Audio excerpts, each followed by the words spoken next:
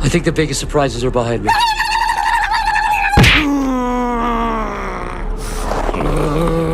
Dude, I warned you. I said I was gonna do that if you did that again.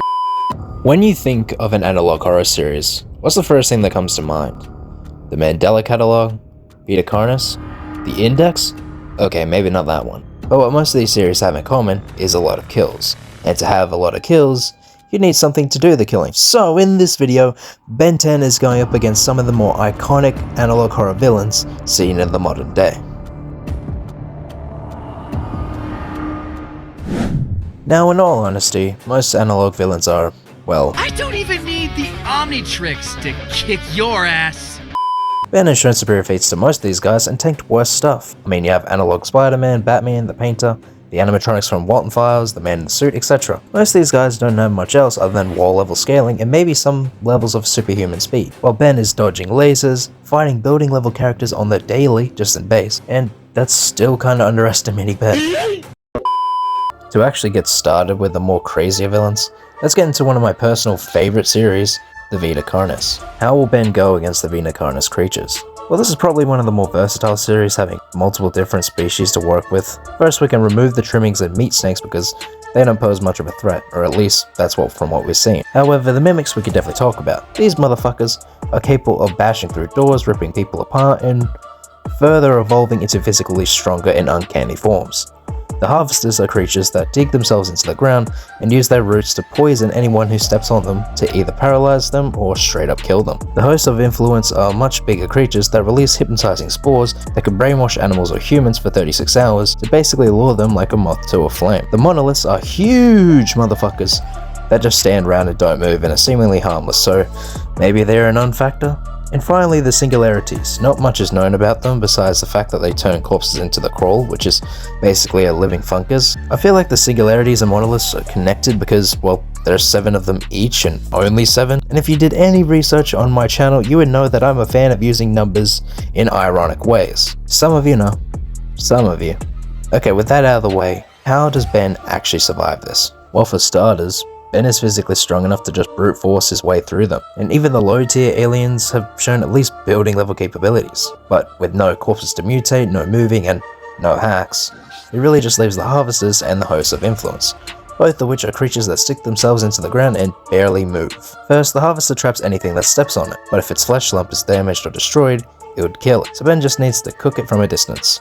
Same with the host. If Ben is either too far away or just immune to the spores, he is cooking. And to deal with both, I'd say he uses swamp fire just to take the piss, since he is an actual living plant, can also emit gases and control plants, and would probably be enough to solo Vita Carnis alone. My boy! Next we have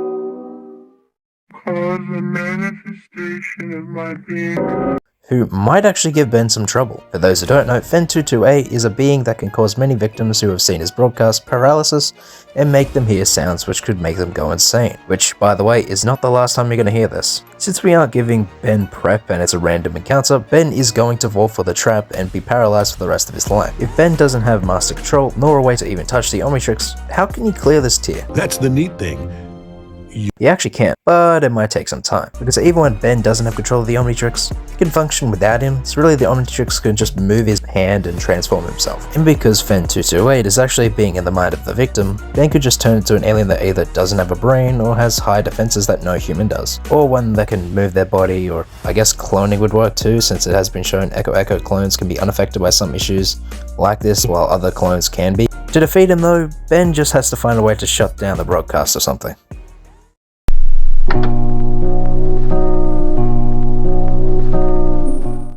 Next we got the Veldiguns from Dreams of an Insomniac, one of my personal favorites. The Veldiguns also mess with the minds of their victims, potentially even more than phen. The Veldiguns are intelligent, powerful demon-like creatures that can cause body dysmorphia and psychological torment to anyone they want. And some Veldigans are even just so big enough they can eat people as a whole, so that's fun to think about. The thing is, unlike phen, Ben can react and use the Omnitrix from the get-go. And what's better to use than an alien that can just morph themselves any way they want and wouldn't be affected by any mind tampering, as they technically don't have a brain? Goop not only has some crazy feats under his anti-gravity projector, but would probably have everything necessary to whoop them with ease. Goop once was capable of bringing an entire planet together, meaning he'd probably grow much bigger than Winfrey. Fair to say Goop has a pretty good chance.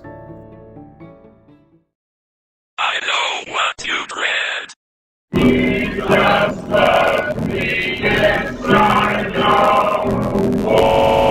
finally, the demon of the hour, gabrIel, and his alternates from the Mandela Catalogue. First, let's cover the alternates. These creatures are basically doppelgangers that are not only physically overwhelming to other humans, but can emit a speech that will break the mind of the person who hears it because of some unknowing knowledge from a higher dimension that just breaks up perception. And gabrIel could do that, but with more. While gabrIel hasn't done anything physically impressive, his hacks makes him the most powerful analog horror villain we've talked about so far. So let me give you the rundown of what this motherfucker can do. It can induce madness and mind manipulation, can induce fear, shapeshift, can turn the world into darkness from him showing up, use telepathy and telekinesis, exists on a different spectrum as longevity, actually created the alternates, reality warping, teleportation and BFR. And in all honesty, Ben might be screwed. gabrIel could literally just summon an alternate army to weaken whatever form Ben is in, while he's also trying to make Ben go mad until Ben either gives in or dies of old age or exhaustion. And Ben would never be able to do anything to him since his body exists on a different spectrum. Or at least that's what I thought. I have defeated you now, Ben Tennyson. Unknown DNA sample acquired. Scan complete. What the fuck? Is it some bullshit? Where a motherfucker? You see, gabrIel is actually the first alternate, and the Omnitrix transforms the user into the prime of the species of whatever it scans. I think you see where I'm going with this. If Ben fights an alternate, scans it, and transforms into it, he could become a physics-defying demon and just fight gabrIel on a spiritual plane. Even if alternates don't have DNA, neither did nanochips from the Ben 10 Alien Swarm movie, yet the Omnitrix could combine it with human DNA to create a transformation powerful enough to overwhelm the most powerful nanochip. So basically the same thing would happen here. Oh yeah, and one last thing. Check out the index.